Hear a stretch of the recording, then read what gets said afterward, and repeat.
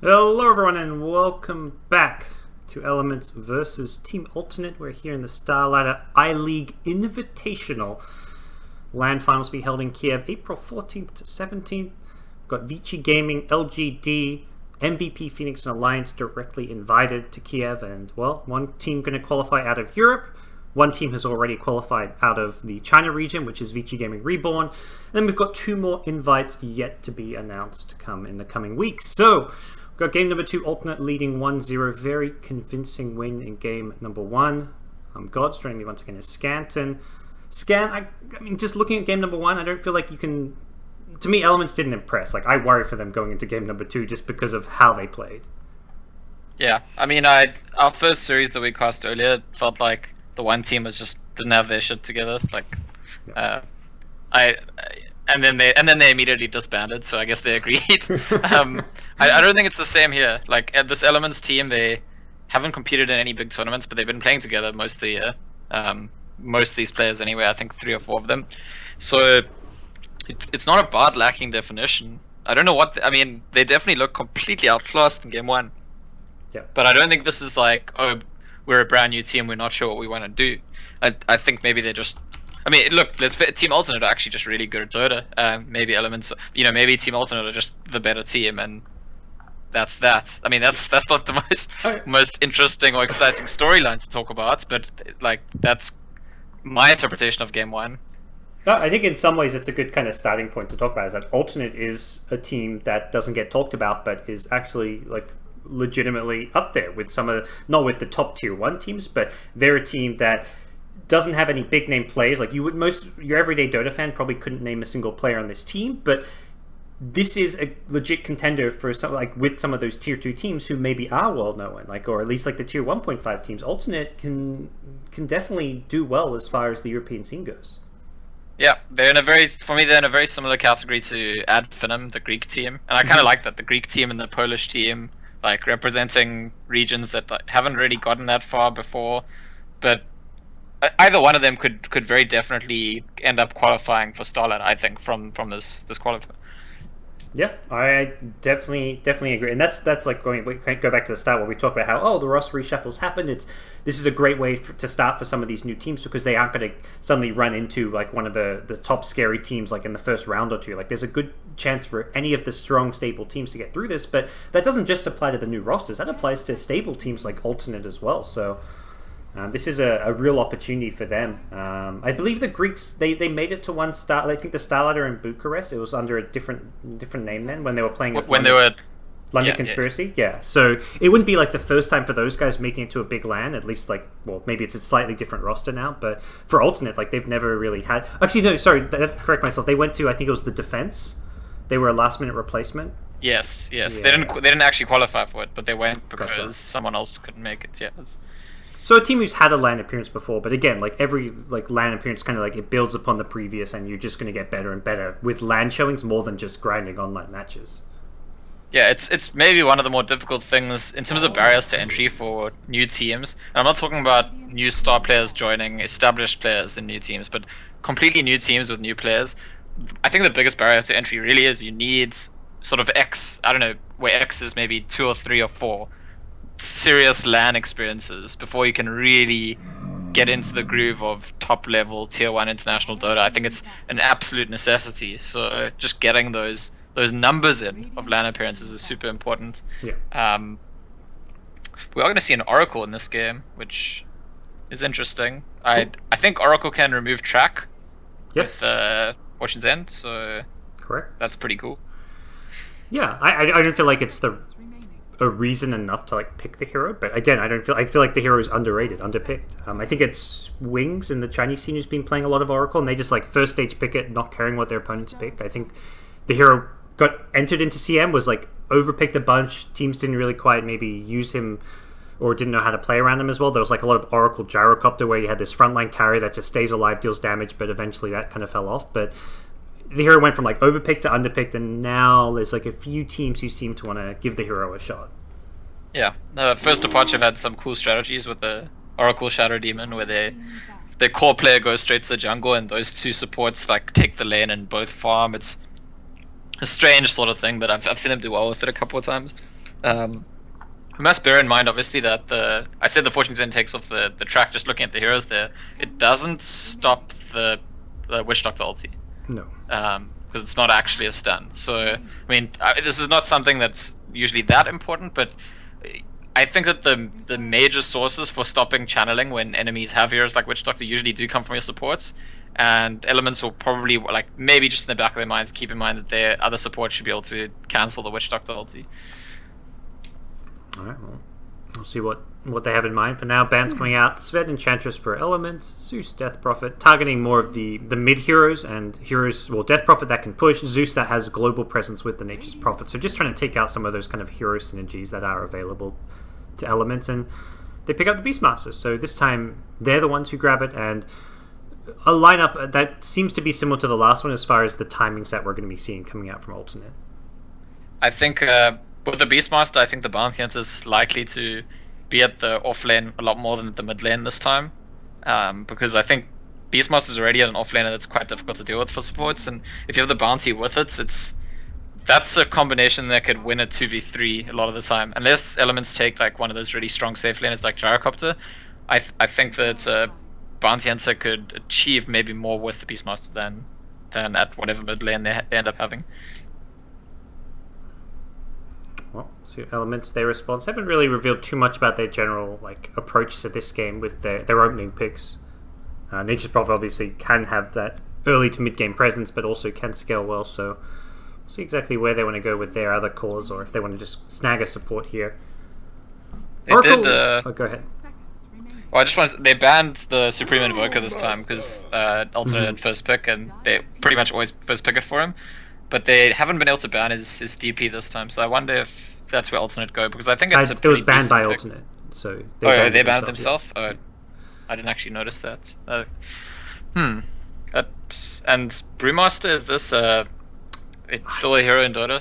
I think it's a very situational pick. Like we see maybe Alliance pull it out every now and then, but I think it's a hero in Dota like Oracle's a hero in Dota, you know? It's like never something you think of that's going to happen. When it does, it's like, oh yeah, Brewmaster. And sometimes it feels like it fits and it's like, oh yeah, it's a good pick. Right now it's like kind of too soon to tell almost, which is where I don't like that they third picked it, because it doesn't strike me as an obvious good... It's kind of a bit resilient to the Bounty Hunter rotations, but even still, like, it's such a weak mid matchup against so many heroes that I worry for him as a mid laner.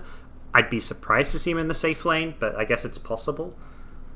Yeah, it's probably the mid laner, and I almost feel like the reason you pick it now, it's not like you think they're gonna ban it or like you think it's just that good. It's more like they made some kind of deliberate decision that they want to hide their second support and their carry as long as they can. Yeah, so they're waiting to they feel like they can counter alternates, because alternate haven't picked up their carry or mid yet. So Element is like, well, our carry role is more versatile in what it can do to counter what they pick. So. Oh, and it's the Lone Druid, which Brewmaster is actually pretty good against Lone Druid. With you can Cyclone the Spirit Bear, get it out of the fight. They immediately pick PL. It seemed like they knew that they were going to PL regardless, but again, like you mentioned, they want to wait to pick this because otherwise counters like Ember Spirit, for example, can come into play against the PL. Or maybe an Ember not the best example, but there's heroes that can match up well against him. Sven was already banned out. Enchantress actually pretty good hero against PL as well. You can enchant illusions temporarily, but also just very hard to right click down an Enchantress with a PL. It's quite interesting now because we said Brew will probably be mid, and I was talking about earlier how PL safe lane just doesn't seem to be a thing this patch. PL's usually mid. Actually, we don't know Team Ultimate's mid yet, so maybe Elements haven't decided who they're going to put mid yet either. They're just wait and see.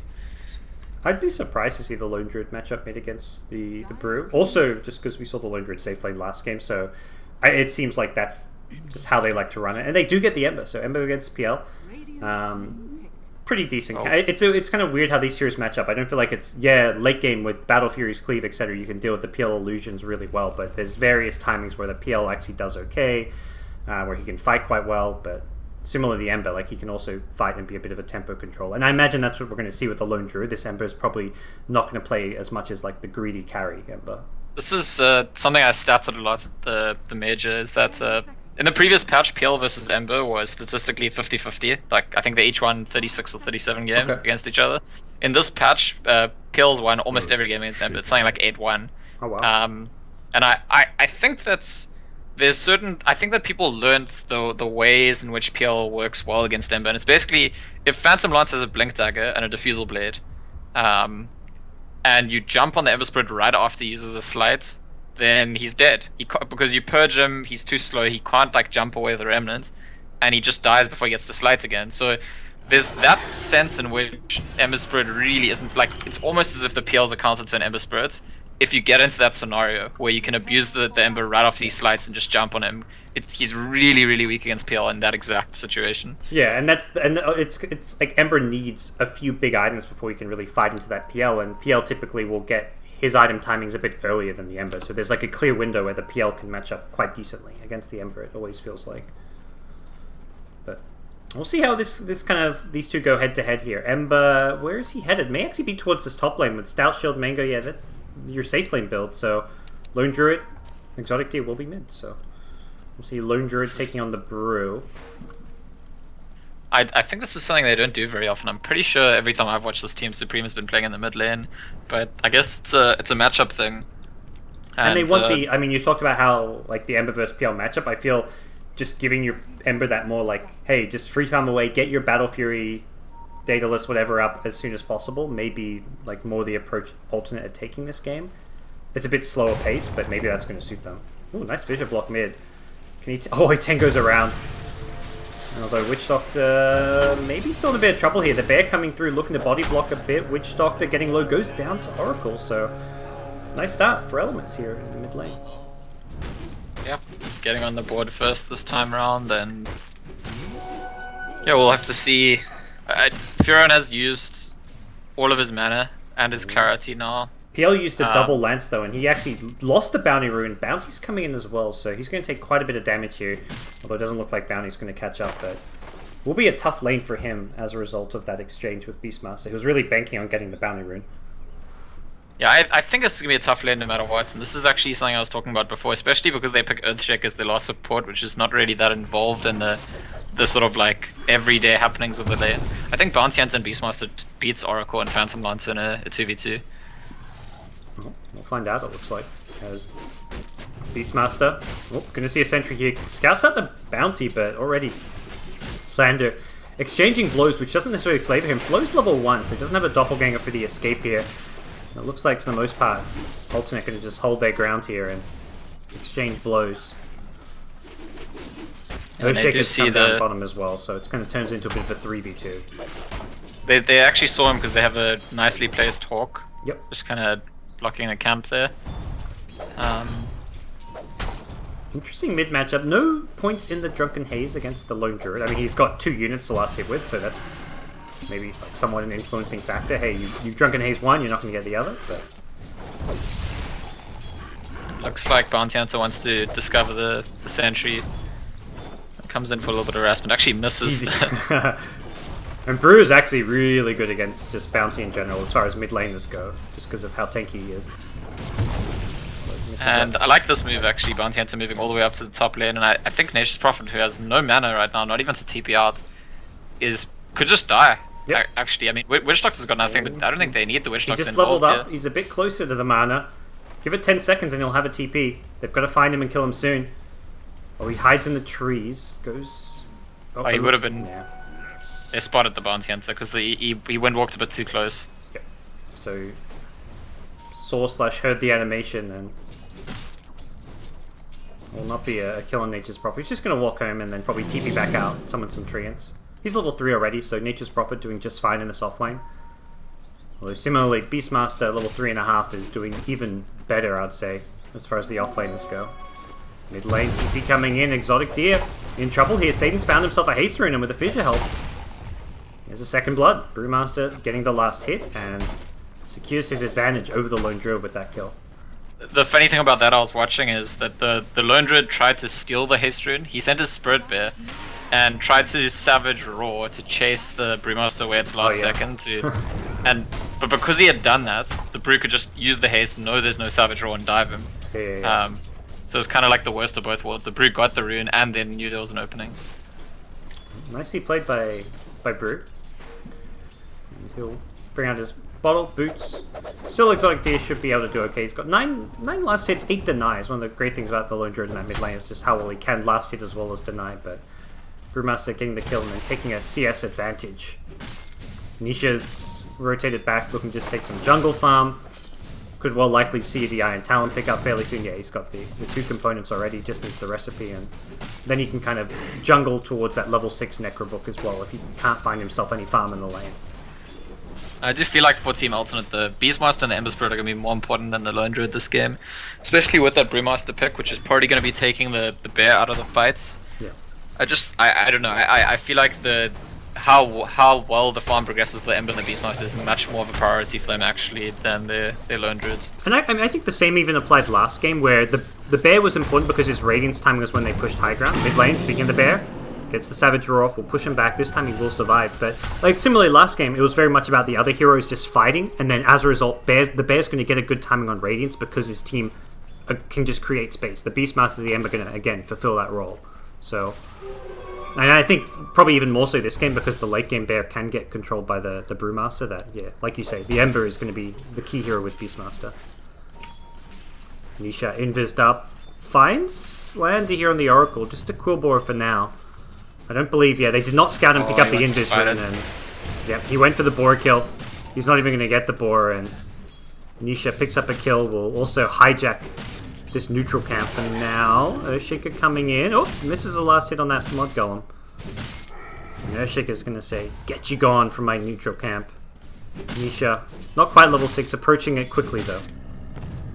And we spoke about whether or not Brewmaster is actually a hero in Dota right now. And to some extent, Earthshaker's in a similar position. It's also like an unusual pickup that comes up quite situationally these days. And he's going to run in here and there's going to be a TP for the Fury, so they're definitely committing to some kills.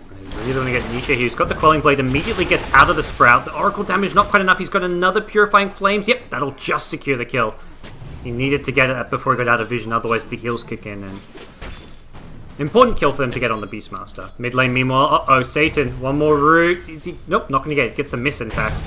Drunken Haze gets thrown out, and Exotic Deer not finding the kill he was hoping for there. Pretty unlikely, I imagine.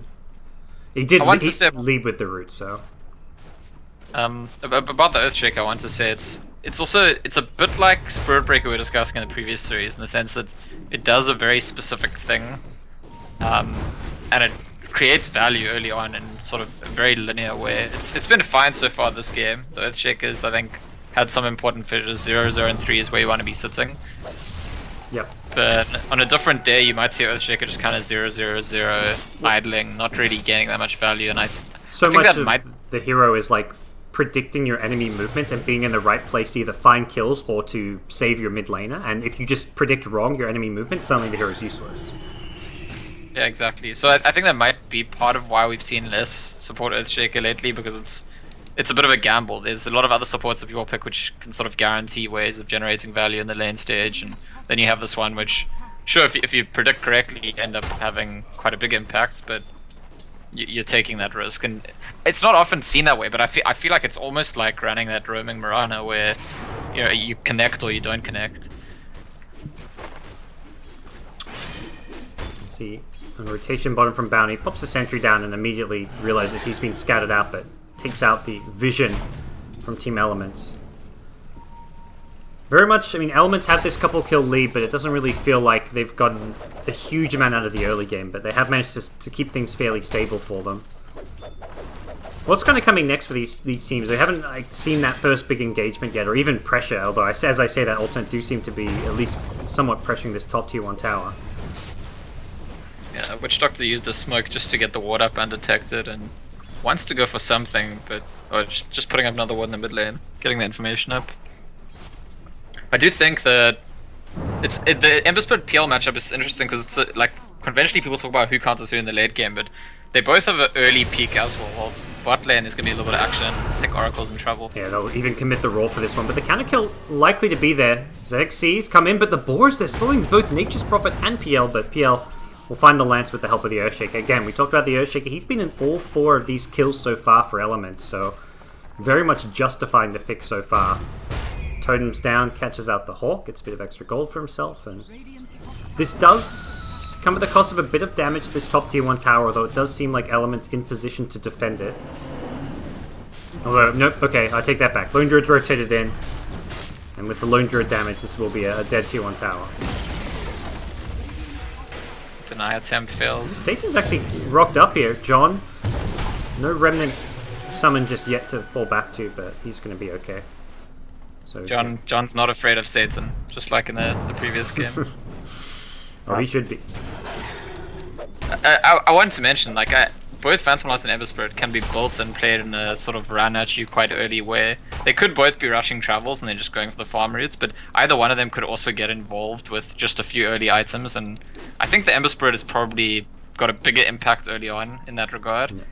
And it's something that either one of these players might consider doing in terms of influencing the early mid game. It looks like they both are going the travels route. PL with 1700 gold, Ember with 1200 saved up, but the one thing like I'd slightly point out, like, maybe even disagree with, is that the travels, it's not entirely the farm route to me, because it gives you that global presence to like turn a fight into a numbers advantage to you. Like you have a global Nature's Prophet TP, so in some ways you can go this travels build, and even though you don't have a fighting item, you can always be present and just kind of get involved in kills and not just purely farm. Yep, I agree with that. I think that's a fair point. Content has been dusted, so good luck getting out of here. The Sprout blocks him as well. Okay, thought about a TP. Well, didn't just think about it, he attempted. He probably could have TP'd immediately right from the beginning if he realized that no one can actually stun him there. I think he waited a bit too long. It's sometimes it's this Oracle thing where I think you instinctively you feel like he's got to disable, but Nisha trying to get the Beastmaster, who now goes for the TP. No mana for the PL for another Lance, although we wouldn't have had it up in time anyways. The Boar is slow, just being a little bit too fast. It's really hard for a PL to chase down that ramp as well with the small choke point.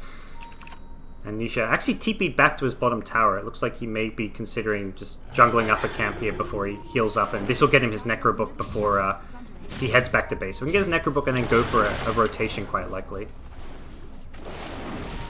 Yeah. What's the... Okay, yeah, I was gonna say, what's the timing on the Blink Dagger for the Brew? Because that's gotta be the biggest early game item of this game, probably.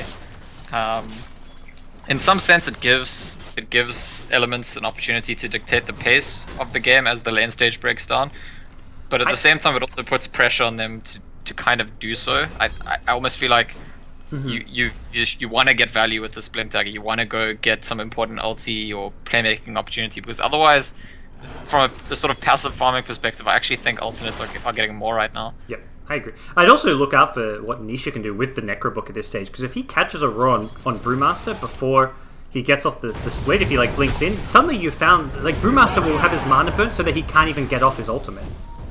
With the Necro Book, like with the mana break and the mana burn, like even level 1 Necro Book should be enough to prevent him getting off the ulti. Yeah, I agree with that. I think the Necro is pretty big too. I just think you can buy Necro 1 on Beastmaster and just keep farming until you get Necro 2 and Necro 3, whereas the Blink Dagger is much more of an action item. As we saw there, as soon as he gets the Blink, goes in mid lane, kills a Witch Doctor, uses his, I think that might have been his first ulti of the game. Yeah, it was. I'm not sure. I think we would have. I haven't seen any others, and I don't think we would have missed it. So does open things up for alternate here, because that's just a Witch Doctor who's already respawned, already back here, so they lose their tier 1 mid tower pretty much as a result of that ultimate. So ultimately not the best kill, and they're going to find Fervin, who misses the Echo Slam. Nice control from the Ember Spirit backing off there, though it looks like Bounty Hunter will go down. They won't actually end up getting the kill. Perhaps getting a bit greedy, knowing that it would have been a track. Satan getting cast up, the bounce goes back to the creep, doesn't find the Brew.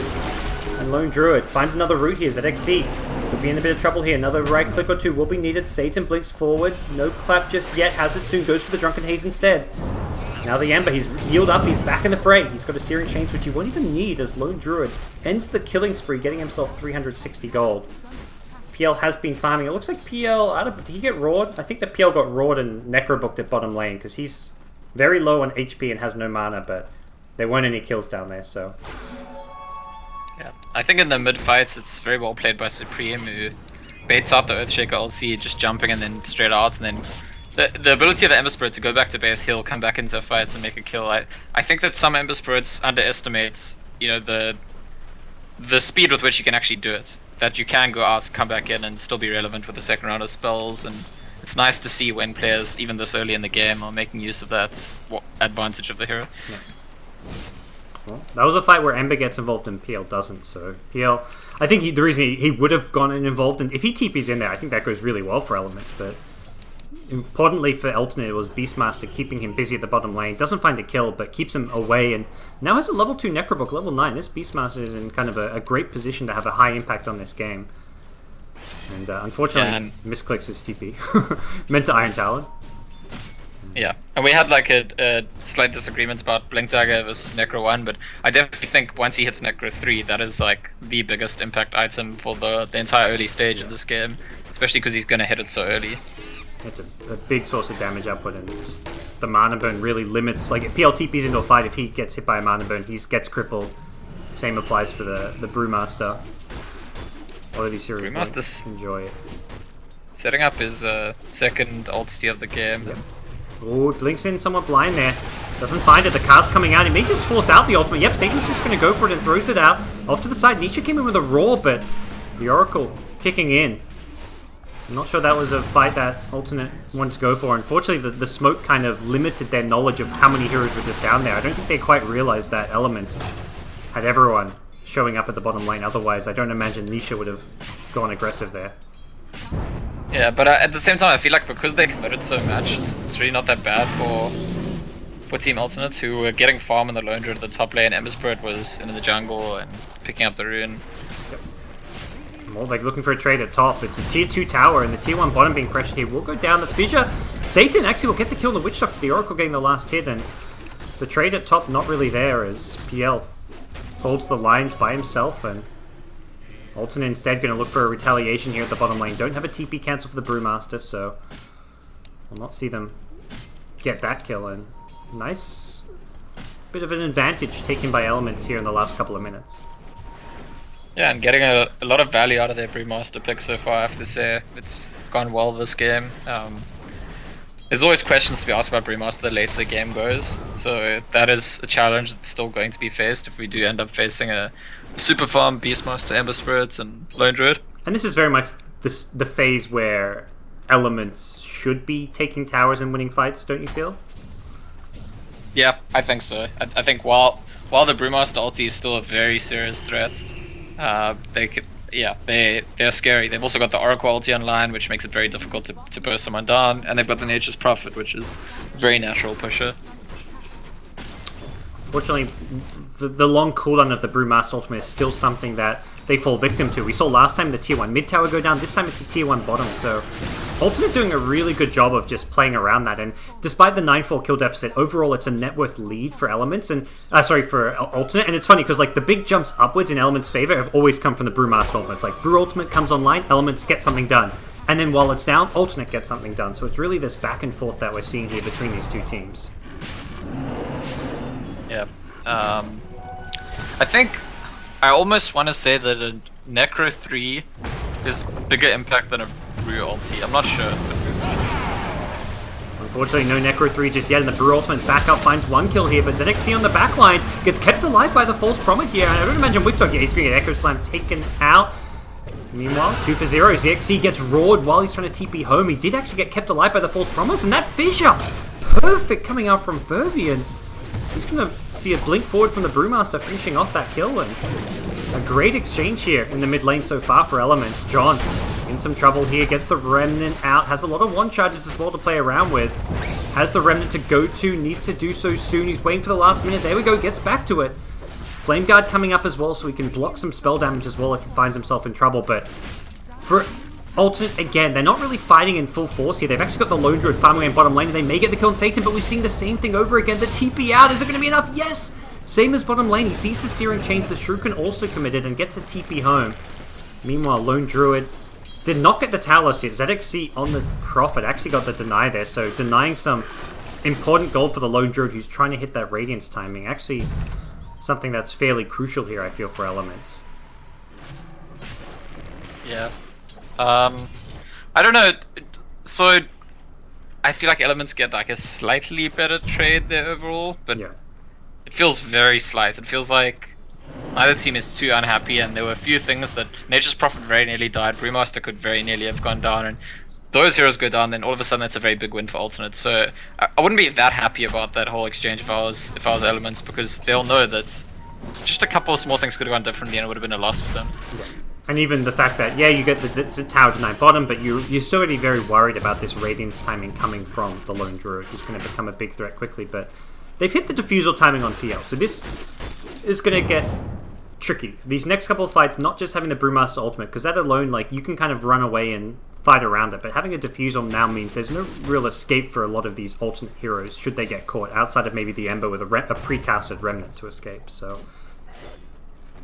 Well, Beastmaster's got an Necro 3, and I always wonder what the first Necro 3 usage will be, because as I was saying right before the fight broke out, I almost feel like Necro 3 is a bigger impact than Brew Ulti in some ways, and especially if you combine it with the fact with Beastmaster's skill set, like roaring someone with Necro 3 is probably a more guaranteed kill than Brewmaster blinking on them and ultiing them. I think that's how strong the item is. Top lane, initiation onto John, he has the precasted Remnant, gets away though.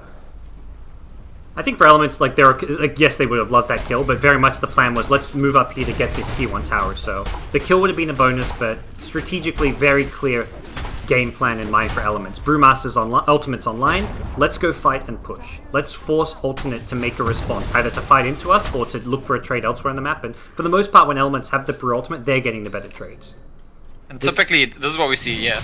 Typically, Dire teams go for Rush when Radiant teams go for the safe lane tower. Yep. And I was gonna say it's a win for Elements that they don't get the trade, but Alternate realize, even though it's only afterwards, that this is the time to go get the Rush. Comes through, he's got to get here soon. He may, he goes for the side lanes, doesn't go into the Roshan pit, finds the Witch Doctor, which is not perhaps the target he would have...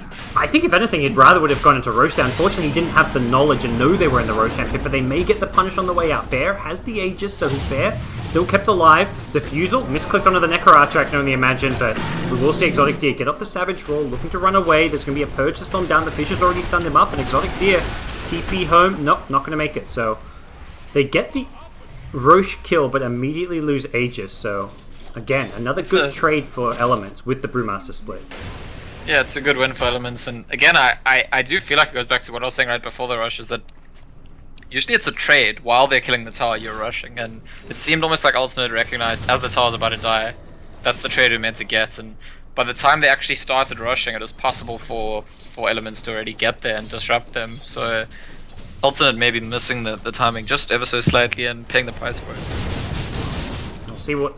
And this feels like, yeah, Brewmaster Ultimate is on cooldown. Normally this has been when Alternate's gotten a lot done, but this is one of those rare occasions where, well, Lone Druid's dead. He's the hero that's been there to push and pressure towers while the Brewmaster split's been down, but also Elements kind of at that stage where they are actually getting pretty scary now. With the PL Diffusal, I don't think Alternate can necessarily just go and take a fight until they hit some item timings of their own. They've got the Battle Fury, but they're still waiting on that Bear Radiance here. So it's going to be a fairly late Radiance coming out for Exotic Deer.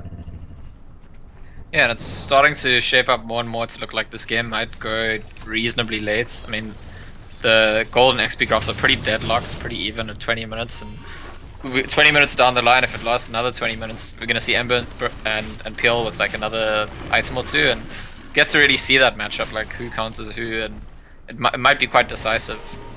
Nisha, dusted up, he's in a bit of trouble here, but the Blink Fervian, blinked himself into some trees, unfortunately. The other side of the map stays the same. In the mid lane, Satan actually blinks into the trees running away, but he's blinking back out. Okay, finds the Witch Doctor. Meanwhile, PL was juking out a bit with the Ember Spirit, and Witch Doctor will get the TP home. Bounty. He's right by a lot of sentry wards here. It's caught in the clap, dusted up, brought down. ZXC there with the dust as well, should they need it. Raw elsewhere in the mid lane. Slander getting found by the Beastmaster. And that's really, I feel like, going to become like a key target for him with the Raw, because anyone else, you risk the false promise saving them, and Oracle in general, just such a great kind of defensive utility hero that taking him out should actually be one of the top priorities for Beastmaster. Yeah, and the concern for me, the only real concern for me, if you're Elements going forward, is that Phantom Lance is your only true carry. It's, Nature's Prophet and Brewmaster have their cores and they have some kind of carry potential, but they're not really like super scaling hard right clickers. And I think that might count against them as the game goes later. Satan forced more than anything to pop his split, and this is not going to amount to much, it looks like. Has to be careful because he will be low HP when he pops out of his ultimate, so yeah, he'll retreat with the Earth Panda. Possible chase, John. He's nearby. He's thinking about it. He wants to maybe go for this one, and Brewmaster the track still there. He immediately gets the Searing Chains, but there we go. We'll see the Purge off onto the track. Heal as well. Satan going to be A-okay. But space for Bear. So Radiance coming up in just a second now. Will be about a 24-minute Radiance timing. And the point I was making really goes back to the fact that Alternate are going to be able to fight as the game goes later with sort of Brewmaster in front, dealing damage, Beastmaster initiating. Ember Spirit actually has a lot of luxury to sort of come in when he wants to. There isn't pressure on him to be at the front, whereas I think the later the game goes, the more they're going to go for the Spirit Bear. I don't think they even kill it. The later the game goes, the more the elements are sort of specifically dependent on Phantom Lancer to be involved, to actually threaten anything in the first place, which I think that's a very different dynamic compared to Alternate 2. The bear is going to be that threat, say, hey, deal with me, and then the Ember can come in. Yeah, and even then you've got like Beastmaster who now actually has a Blink Bounty, again caught out, but this is, I mean, something like, oh, almost finds a kill on the PL with the Roar. Wow, there we go, Oracle just there in time for the False Promise and heal, although maybe it actually already escaped regardless. And yeah, Flo will heal himself back up and turn around and actually farm up this Necrobook, so... Yeah, there we go. Bit of extra money going his way. Beastmaster still actually here.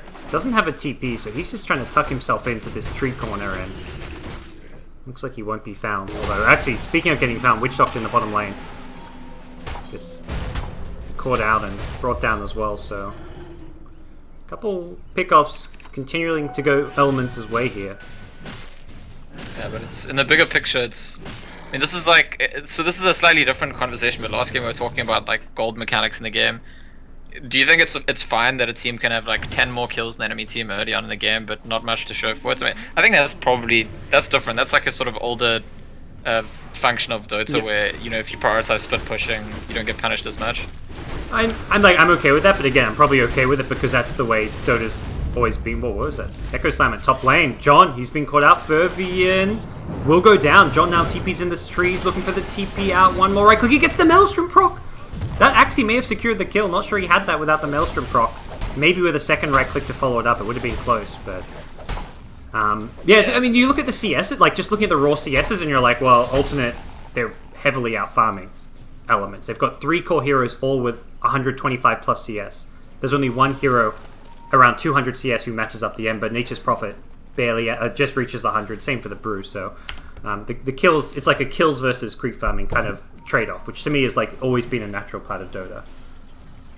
Yeah, it's just interesting because it's almost like the way we show the score in Dota. At the top of the screen, you've got like the kill score. Almost like if you're watching sports, it's like the goals in a football match, but it's really in Dota, that's like, you know, that's one of many goals. That's, yeah, it's just like one metric.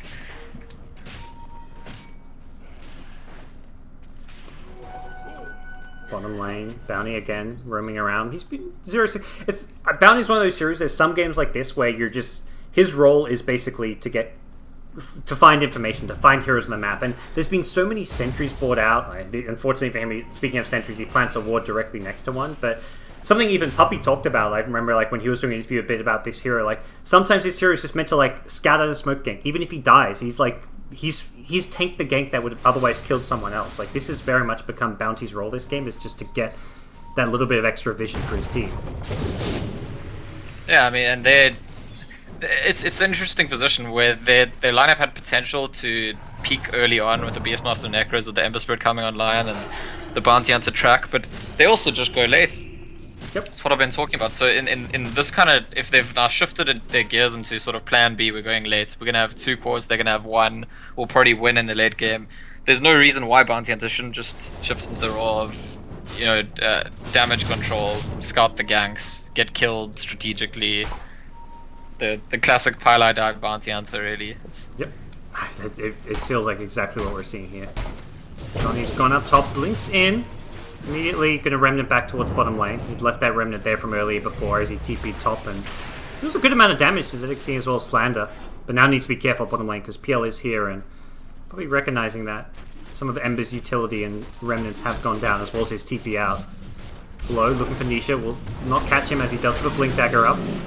Similarly, the Bear at mid pressuring out lanes as well, so very much looking like... It really feels like so much is going to come down to the PL.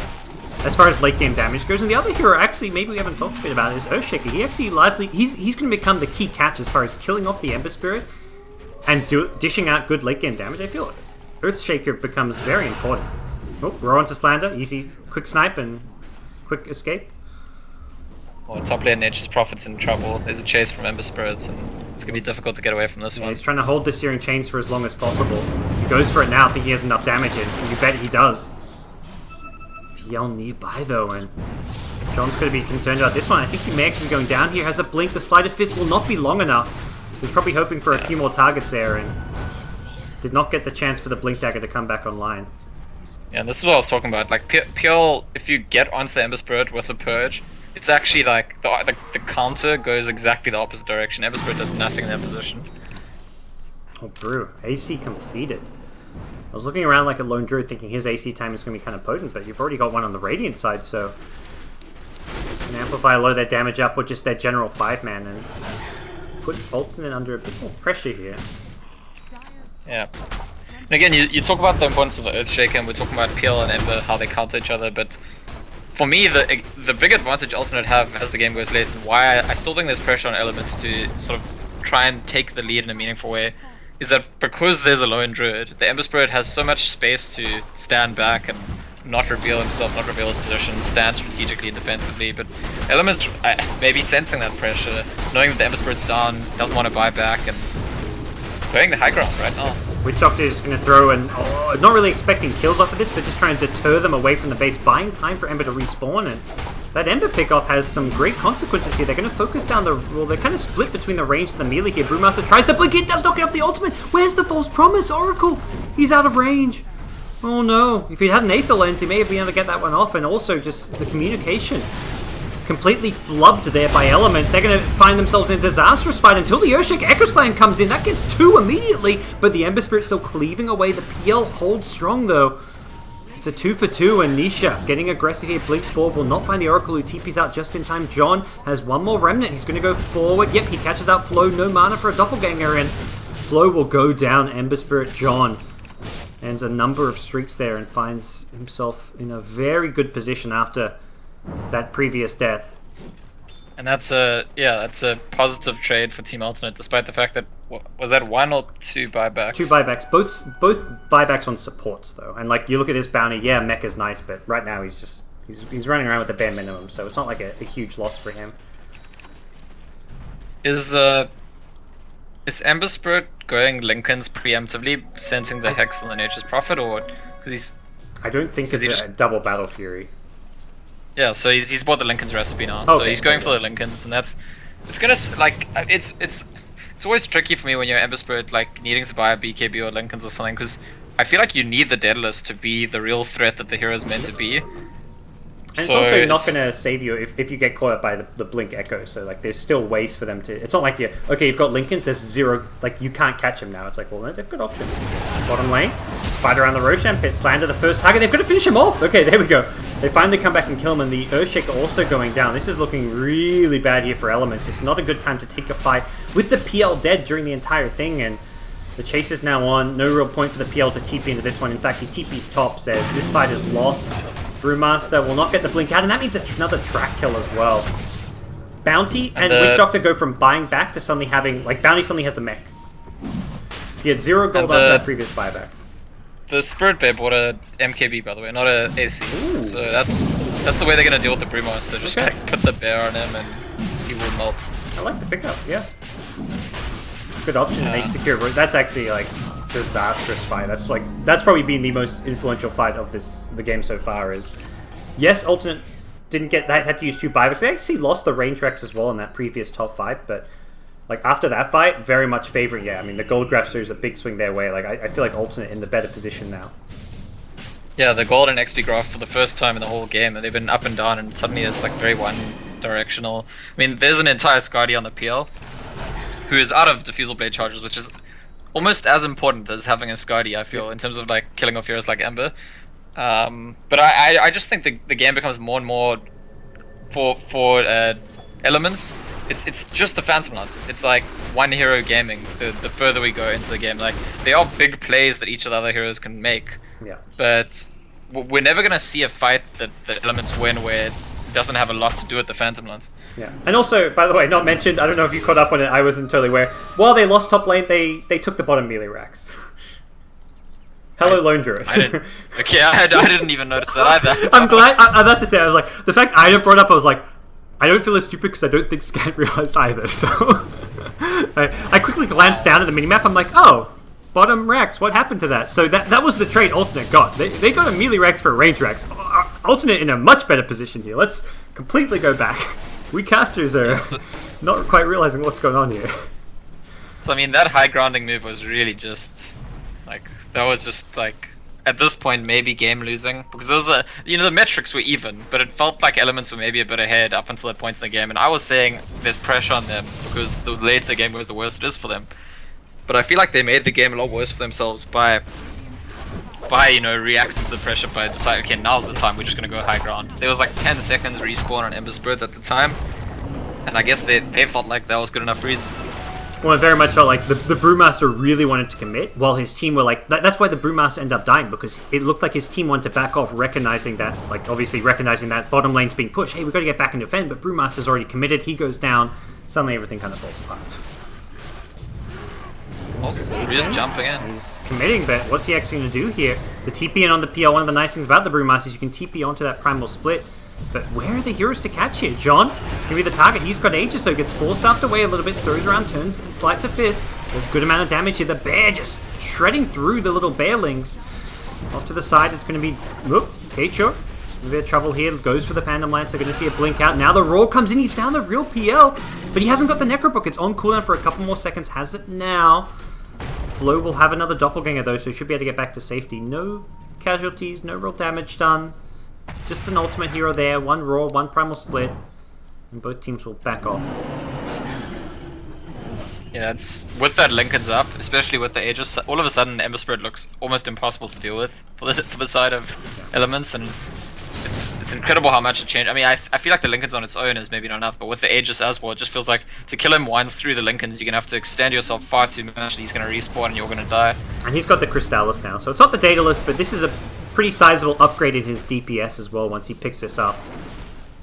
So yeah, he's actually gonna... No, he's gonna TP top. Not gonna pick it up just yet, but realistically, that crit is like the next big boost in what Alternate can do in a team fight. When you've got Aegis Linkens with it, you can guarantee he's gonna be getting off a good amount of sleights of fists as well.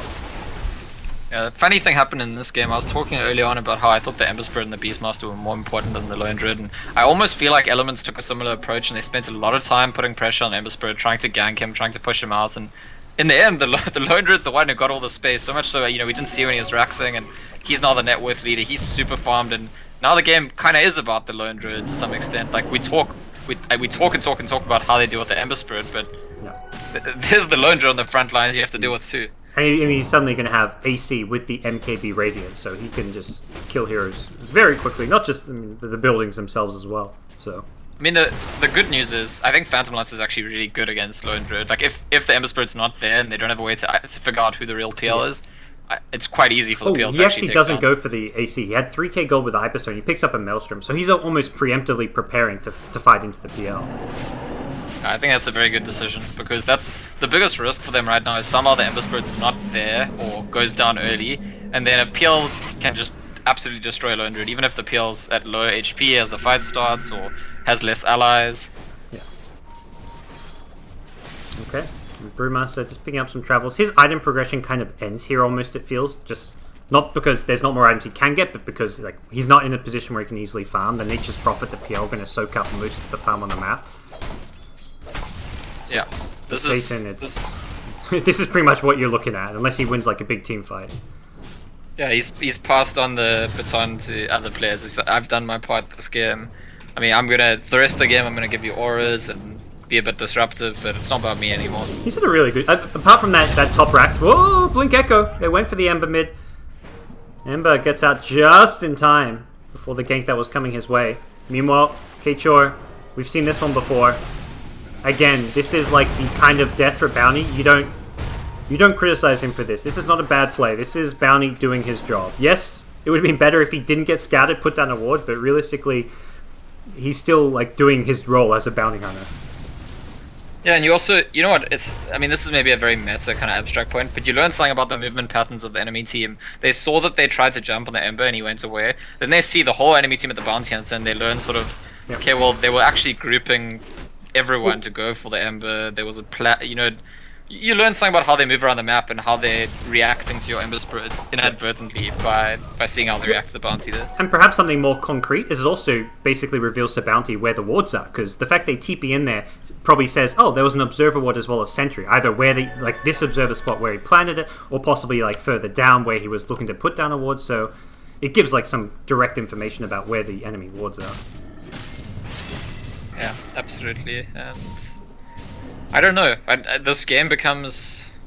I really feel if imagine now. I like to think in late game situations. What happens if certain heroes die and they don't have buyback?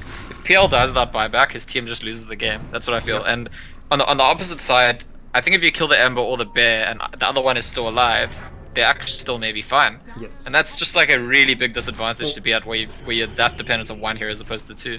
I mean, that's what we saw last time. Ember dies, and Alternate can either try and defend with the Bear or go for a counter push because of how fast the Bear can push. And if Bear dies, Ember can defend high ground without the Bear. So I'm perhaps unsure as to whether they could defend 5v4 with the Bear, but again, it's not the only decision available. If you can split push, then you do at that point. Witch Doctor actually farming towards Aghanims now, and I did speak in the draft about which hero could stop the channeling. It's the Earthshaker can do it quite naturally, but at the same time, if Earthshaker is going to focus on dealing with the Ember Spirit, trying to lock him down, if you do see Witch Doctor get to the Aghs after the Ether Lens, the Ether Lens also just helps you position far away, maybe out of sight, and it would be difficult for Earthshaker to be dealing with that and with the Ember Spirit at the same time. Alright, we'll see what the next moves are. Possibly Beastmaster going to be buying the AC for the team. Has a Hyperstone now saying, Bear, you can go into, I mean, your Mjolnir, whatever other items you want to go for. May even be like a BKB type game at some point. Although, with the MKB, the BKB less important now that the Bear, you can deal with the Drunken Haze and all that from the Brewmaster. This Nature's Prophet has finished a Mjolnir too. Very kind of DPS pick-off build with the Mjolnir and the Hex, but still extremely squishy actually, the Nature's Prophet, and could easily just go down inside a couple of crits and a little bit of like, I don't know, some extra damage from somewhere, a little bit of damage from the Death Ward, or get hit by the Wild Axes or Shuriken, one crit from Ember Spirit and suddenly a Nature's Prophet's dead, and it's a lot of gold actually to go down that easily. PL and Ember just kind of playing around here in the bottom lane. And kind of talk a bit about late game PL. He's now going to work towards a butterfly. This will force the Ember into presumably an MKB rather than maybe what is sometimes a preferred item of a rapier, just because if he's got evasion, you almost need to have some way to go through it. But yeah, obviously the Lone Druid's MKB is not going to help much fighting on PL. Yeah. Oh. ZXC caught out in the top lane. You talked about how squishy this guy can be, and they'll find him out with the Bounty Hunter. So the Bounty kind of fulfilling his duties and finding a pick off there. Poor little empty bottle on the Roche pit. I think Alternates are just slowly but surely kind of squeezing the life out of elements at this point in the game. I mean, so much goes back to what you said, where it's a one carry lineup, and that one carry doesn't feel like he can do it all by himself. There's too many items he needs, because even one item which I still feel is like so important in a game like this, to when you're like the sole carry to do damage, is the Blink Dagger, but he doesn't really easily have the item slots for it. He wants a Butterfly, then he wants an Abyssal maybe for some lockdown. Like there's too many items and not enough item slots for the PL to do everything. Yeah, he needs like he needs an Awkward and ulti so he can make another one of himself to have like a different build or something. I don't know. There's just not enough of him. Yep. It's gonna be difficult, and that's now another Aegis. This time is dead. Cheese as well, yeah. Well, they've smoked up. They're going to find a nice little smoke here as well. Can they? Oop, the PL was nearby, but instead they find the Shaker, which is actually a pretty big hero to take out for the high ground push if that's what they want to go for. But Shaker, importantly, does have buyback available. Yeah, and they're going to want to force that buyback. These lanes not too pushed out here just yet, so they're going to have to get this mid lane from further back, so we'll maybe buy enough time. Make it into that awkward stage where it's like 10 seconds till Shaker's back. Do you buy back? Do you wait for it? Well, with the Lone Druid and the Necros and the Beastmaster Aura, I feel like they can actually force the buyback. Yeah. And they're pushing in all three lanes as well. Like this bottom lane going to push out somewhat naturally, but the Beastmaster's there. Top lane Ember's already out as well. So all three lanes are going to reach this Radiant base at a fairly similar time. Convenient pause time. And this is where you're probably saying, do we buy back the Earthshaker? 15 seconds. I think you can get away without it, just barely. But we'll see. Satan's actually blinked in forward aggressively, and I feel like that's to keep the creep waves as far away as possible to not buy back the Earthshaker.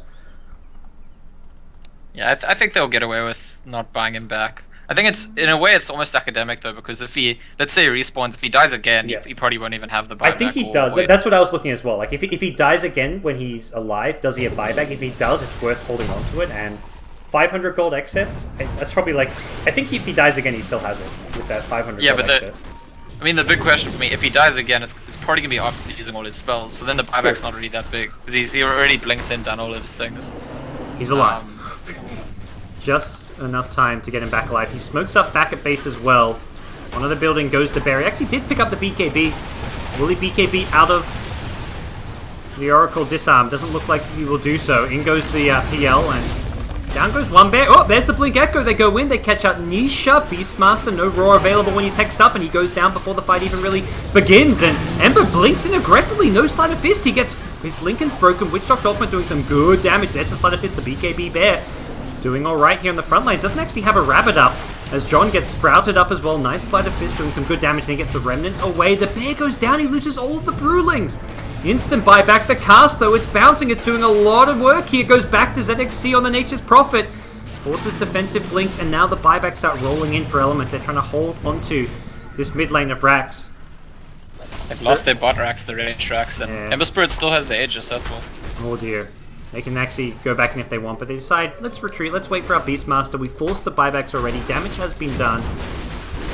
This stage PL, let's say, PL, you just need to start buying your items. He's got buyback as well as the Butterfly, so the Courier needs to go out still. What's the plan here, PL? I wonder if he's changing his mind, and okay, he's got the Quarterstaff, so I can only imagine it will be...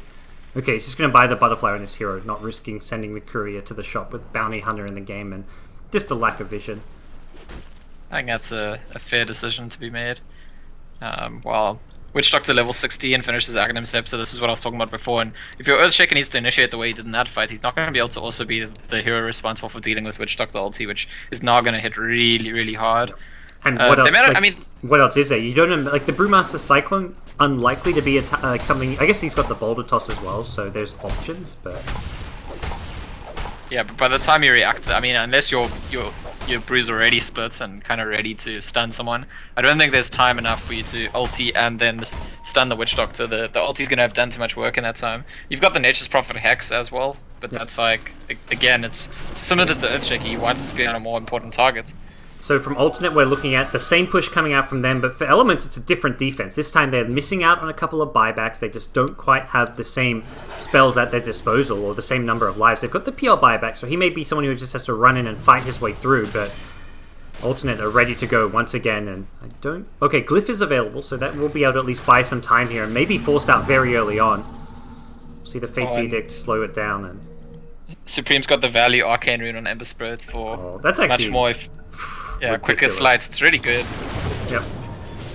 He goes just blinking in and looking to take out ZXC, or at least forces out the False Promise, which is a pretty big deal. It means it's not there to defensively save someone from the Roar. The bear just going to savage Roar himself. As John in the front lines gets... His Lincoln's broken, but... Staff away, Bounty Hunter doing what he can to keep him alive, and Earthshaker could be in some trouble here. John doesn't mind going down once. He's got the Aegis. The Lance comes out under Keitra, and they've taken out the Aegis now to start things off here. Bounty going down as well. Ember blink forward aggressively. There's the Witch Doctor, and yeah, like you say, they're going for the base. Bear forces them to the top lane. Meanwhile, Witch Doctor, yeah, he's not going to come out on top of that one. Satan brings him down as the bear finally being dealt with here. Brewmaster, does he have a resummon? No, that was the resummon, so 2 bears down. Alternate be forced back. They bolt back on the Bounty, it looks like just to keep this top Rax alive. Worried about the Nature's Prophet TPM with this Siege Creep here. PL will finish off the Lone Druid, but we're still looking at... just has no remnants. His last remnant's only cooldown now, so he's been nervous to keep fighting. It's actually a pretty solid hold. They lose 1 melee Rax at mid, they lose the tier 3 tower top, but considering everything that was coming their way, that was a pretty respectable hold. They didn't even have to use like some of their buybacks like the PL. It was no buybacks used, I believe. I think it's a big mistake from Alternate that they didn't get the second Rax mid, because the Ember Spirit and Witch Doctor stood around trying to kill Brewmaster for ages, and one thing Brewmaster does really well even this late into the game is just tanks. He just stands there and tanks them. They don't have a good way to kill him. And as soon as the Phantom Lancer goes top to stop the Lone Druid, you have to just go mid on your Ember Spirit and Witch Doctor to just finish the racks. I mean, it's just it's still just a range Rax though, and it's low enough. I don't feel like it's as big. If they're getting that range Rax doesn't really change the state of the game in my mind.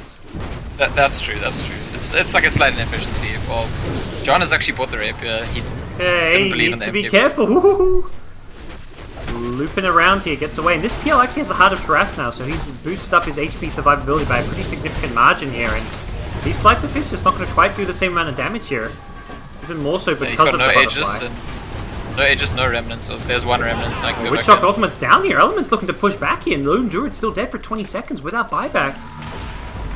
John is like, where are my crits? He's just not crit at all since he got Rapier. Oh. He's going to clean up the creep wave here, but no heroes in that one. The Roar comes out onto Flo. Can they bring down the PL? Nope, the false promise is there. Keeps him alive for now. And Nisha likely going to be the casualty as well. I don't think Flo's going to take much damage here, even with... Yeah, he heals up. Oh, Ember dead. Rapier down. That's just game over. There's no Ember buyback. Lone Druid, he's alive. He's only got one bear. If this bear dies, that's all of your damage gone down. It's maybe not game over quite yet, but it's looking like we may go to a game 3. Elements have just bounced back. I believe in the BKB bear. The BKB Spirit bear. I mean, this is like you say, we're not watching the heroes at this stage. We watch the bear. Misiek Serenki. I'm not sure what the translation there means, but this bear has got to come up big. 60 seconds without Ember. They recognize he doesn't have buyback, they go straight for the throne, and you gotta go in. What? Oh, he's gonna try base race. The bears just TP'd in, they're gonna try base race and just stall. I don't think this works. Yeah, no, not even close. Not even close. I don't even think we can call that a base race, Scant. That does not make the list. And I feel a little bit sorry for John on his Ember Spirit there, because the plays he made, I want to say they were mathematically sound. He felt like, I've slided like 6 times in a row, I'm not critting anyone. If I just blink in, surely my crits will come now. And he blinks into 3 heroes, slides them all, takes them all low, he gets 1 crit I think, and then the Furon turns and hexes him and they just burst him down. But I think he had to be thinking, like, the whole time they were pushing mid, there were just no crits, and the crits have got to come. And he commits, because he doesn't have remnants, he has to commit. Doesn't work out. And a lot goes back to just how much, almost how well Elements held that recent push on the high ground. Yeah, they lost their melee racks, but they didn't have to use any buybacks, and they just found the important kills. They took out the Lone Druid, they killed his bear twice, so even when they went for that counterplay, like, hey, there's no Lone Druid bears, Ember's the lone defender, and turns out we kind of theory crafted, hey, if one of these carries is dead, can they defend? And turns out the answer is actually no. Like, Ember alone could not do it. I do still think, I mean, maybe what it highlights, maybe there was no reason for Alternate to split up in that final push. Like, push some people at the top and other people fighting the bottom of the base. I almost feel like if they were together, the PL can't destroy the bear as easily if the Ember Spirits are around, but splitting up maybe actually played into the hands of Elements as it worked out.